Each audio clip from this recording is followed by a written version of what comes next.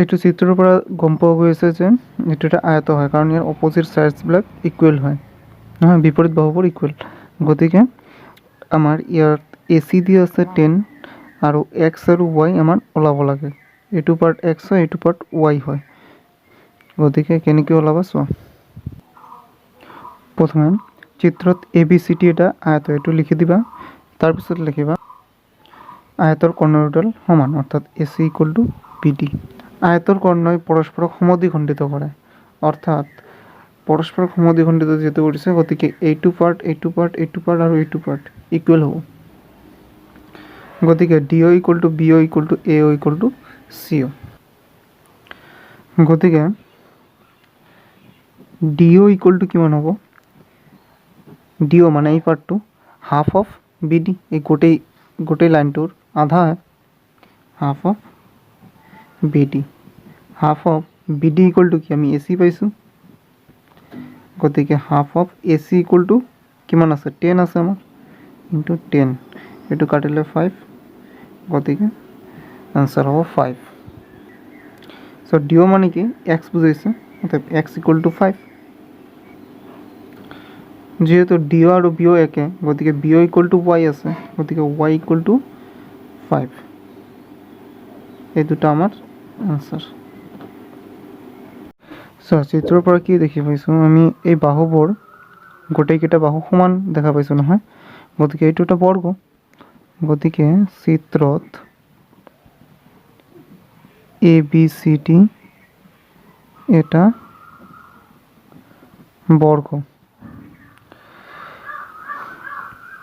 গতিকে ইয়াৰ বাহুবোৰ সমান হ'ব। AB = BC হ'ব, = CD হ'ব, = AD হ'ব।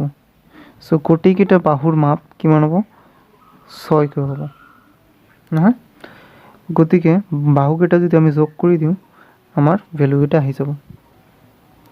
এতিয়া যদি আমি বাহুকেইটা যোগ কৰোঁ, X, Y আৰু Z, এই তিনিটা বাহু যদি যোগ কৰোঁ, তিনিওটা বাহুই আমাৰ সমান হ'ব, 6ৰ সমান হ'ব। গতিকে তিনিওটাই 6কৈ ভেলু আহিব। 6 যোগ 6 কৰিলে কিমান হ'ব? 18 হ'ব। তো X + Y + Z = আমাৰ কি আহিব? 18 আহিব। এইটো আমাৰ এনচাৰ।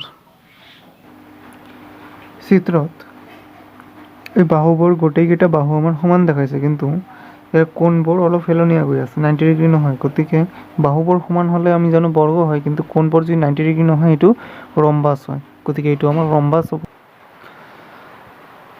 চিত্ৰত ABCD এটা ৰম্বাছ, এইটো এটা ৰম্বাছ হয়। গতিকে AB = BC = CD = AD, মানে প্ৰতিটো বাহু সমান হ'ব। আৰু যিহেতু AB = 7 আছে, গতিকে এই প্ৰত্যেকটোৰে মাপ 7কৈ হ'ব। যেহেতু প্ৰতিটোৰে মাপ 7কৈ আছে, গতিকে X, Y, Z ৰ ঠাইত আমি 7 বহাই পাব পাৰোঁ। তো 3টা 7 যোগ কৰিলে কিমান হ'ব? 21। এইটো আমাৰ এনচাৰ আহি যাব। চ' ইয়াৰ বিপৰীত বাহুবোৰ সমান। এইটো বাহুৰ লগত এইটো বাহু সমান, এইটো বাহুৰ লগত এইটো বাহু সমান, কিন্তু কোণবোৰ কিন্তু 90 ডিগ্ৰী নহয়। গতিকে এইটো সামান্তৰিক হোৱাৰ সম্ভাৱনা আছে। চ' ইয়াত লিখিবা চিত্ৰত ABCD এটা চতুৰ্ভুজ, ইয়াত এটা চতুৰ্ভুজ হয় এইটো, যিহেতু 4টা বাহু আছে।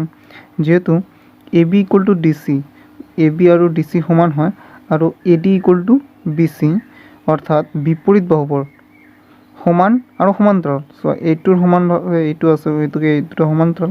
এইটোৰ সমানভাৱে এইটো আছে, গতিকে এই দুটা সমান্তৰাল। গতিকে ABCD এটা সামান্তৰিক। আমি জানো যে সামান্তৰিকৰ অন্তৰ্নিহিত কোণবোৰ যোগফল 360 ডিগ্ৰী হয়।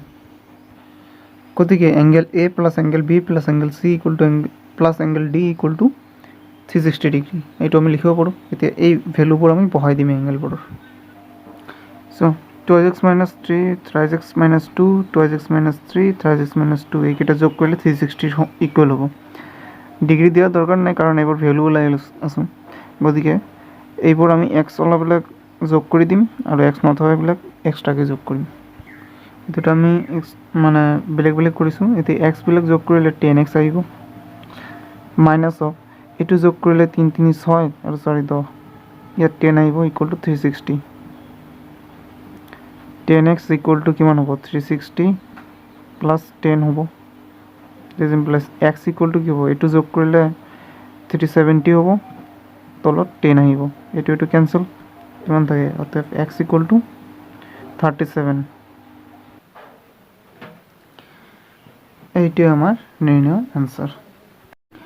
চ' চতুৰ্ভুজটোৰ ছাইডবিলাক ইকুৱেল হয় আৰু কোণবোৰ চোৱা, কোণবোৰ 90 ডিগ্ৰী নহয়, গতিকে এইটো এটা ৰম্বাস হ'ব। লিখিবা চিত্ৰত এ বি চি ডি এটা চতুৰ্ভুজ, A B equal to B C equal to C D equal to D A, গোটেইকেইটা বাহু সমান হয়, গতিকে ই এটা ৰম্বাস। এতেকে ত্ৰিভুজ এ ডি চিৰ পৰা আমি কি পাম, A D equal to D C পাম। এ ডিৰ ওপৰত আমাৰ এংগেল এইটো আছে, এইটো বাহুৰ ওপৰত এইটো এংগেল আছে, ডি চি এ, আৰু ডি চিৰ ওপৰত এংগেল আমাৰ এইটো আছে, ডি এ চি, গতিকে এই দুটা এংগেল আমাৰ সমান হ'ব। যিহেতু বাহু দুটা সমান, তেতিয়াহ'লে এংগেলবোৰ সমান হ'ব। যদি এংগেলবোৰ সমান হয়, এইটোৰ এংগেল আছে ৱাই, গতিকে এইটোৰো এংগেল ৱাই হ'ব, গতিকে দুয়োটাই ৱাইৰ সমান হ'ব। আৰু ডি ইকুৱেল টু 68 ডিগ্ৰী, এইটো আমাৰ দিয়া আছে। এতিয়া প্ৰশ্নমতে এই তিনিওটা এংগেলৰ যোগফল কিমান হ'ব, যিহেতু এইটো এটা ত্ৰিভুজ গঠন কৰিছে, গতিকে এইটোৰ যোগফল 180 ডিগ্ৰী ইকুৱেল হ'ব। এতিয়া আমি এই ভেলুবোৰ বহাই দিম এংগেলবোৰৰ। So' D equal to 68 degree, D C A Y আৰু ডি এ চি, এই দুয়োটাৰ ভেলু ৱাই আছে, গতিকে এইবোৰ প্লাছ কৰিলে 180 ডিগ্ৰী ইকুৱেল হ'ব। গতিকে ৱাই আৰু ৱাই প্লাছ কৰিলে হ'ব টুৱাইছ ৱাই, আৰু এইটো ইফালে লৈ আহিলে 180 মাইনাছ 68, এইটো ডিগ্ৰী হ'ব। দিছ ইমপ্লাইজ ৱাই ইকুৱেল টু কি হ'ব, এই দুটা মাইনাছ কৰিলে 68 মাইনাছ কৰিলে 112 হ'ব, আৰু ইফালে 2 আছে, 2 ইফালে ডিভাইড হৈ যাব, এইটো ডিভাইড কৰিলে 56 আহিব।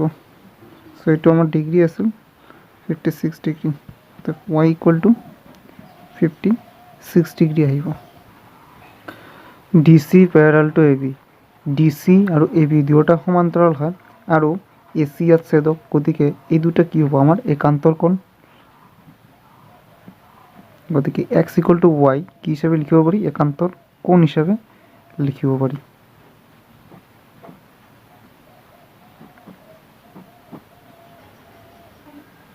অতএব angle x equal to angle Y equal to 56 degree, এইটো আমাৰ এনচাৰ হৈ যাব।